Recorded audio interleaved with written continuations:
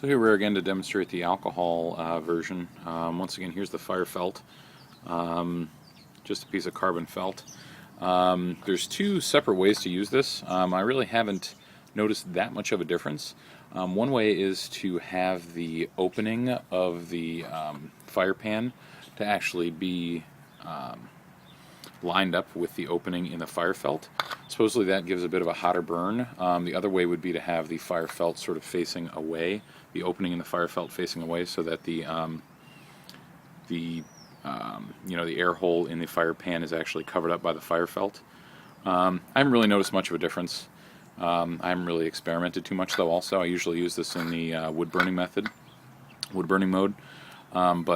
So at any rate, what you do is basically you just soak up this fire felt with alcohol. Once again, I'm using just about an ounce of fuel here.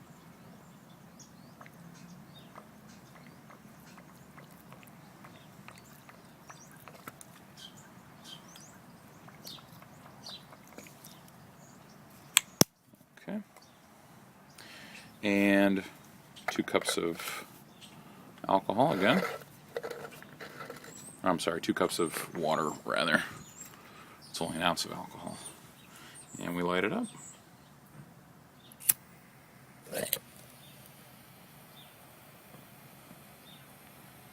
We're going to come over and start our timer.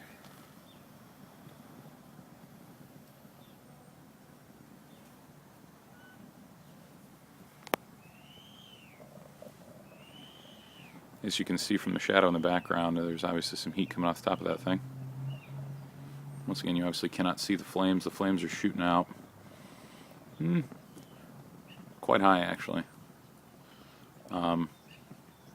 Yeah, I'd say a good 3 or 4 inches above the, maybe 2 or 3 inches above the opening there. As you can see the heat in the, sort of in the shadow on the ground there. This thing is cooking.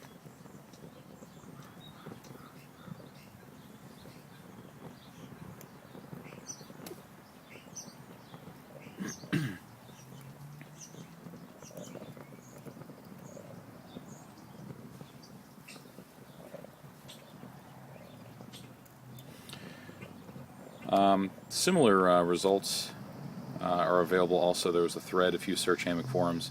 Naughty did an entire thread on alcohol stoves, and that's actually where I believe the fire felt actually originated from.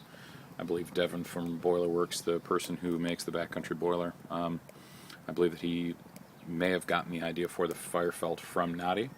It was originally called the Naughty Coil, I believe is what Naughty called it.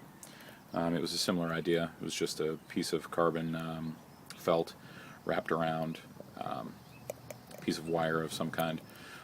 So, a pretty ingenious idea. Doesn't require any priming. Once again, before the fire felt was created, I was just using a alcohol stove in there with mixed results. But that's another method as well, is using you can just use an alcohol burner here as well. Problem that I had with the alcohol burner is that it required a little more oxygen, so I needed to actually modify the dimensions a bit to allow for air to actually come in the entry port over here, because otherwise the alcohol would actually not begin combustion until it exited the top of the Backcountry boiler.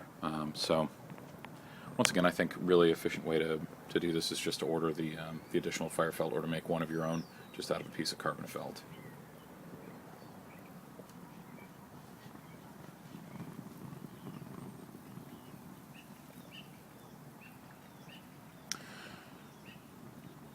Getting a little bit of activity in there now.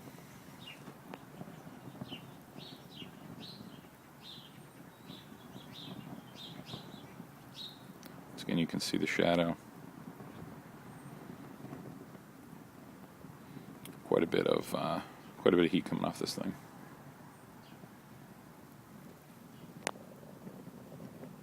A little over 3 minutes. Starting to get some action in there.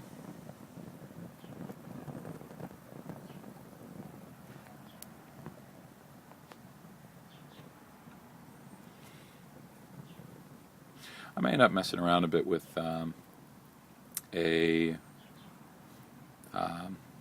windscreen, possibly, to assist in maybe keeping some of the additional wind out of there, but I'm not sure if it's even needed.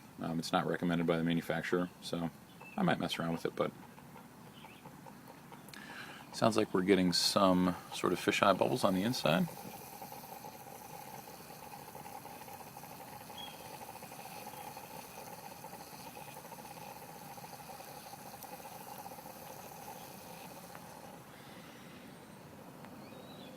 Just at 4 minutes now.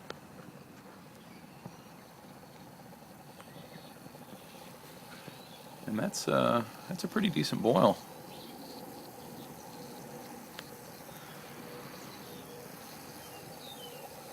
I'd call that a rolling boil now.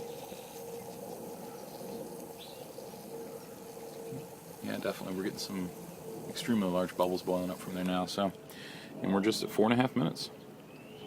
So, once again, extremely efficient stove, even withstanding the fact that it's a wood burner as well. And you can see just how feverishly boiling it is in there now. There we are. So you can see, somewhere in between 4.5, 4 minutes and 45 seconds. Pretty feverish boil.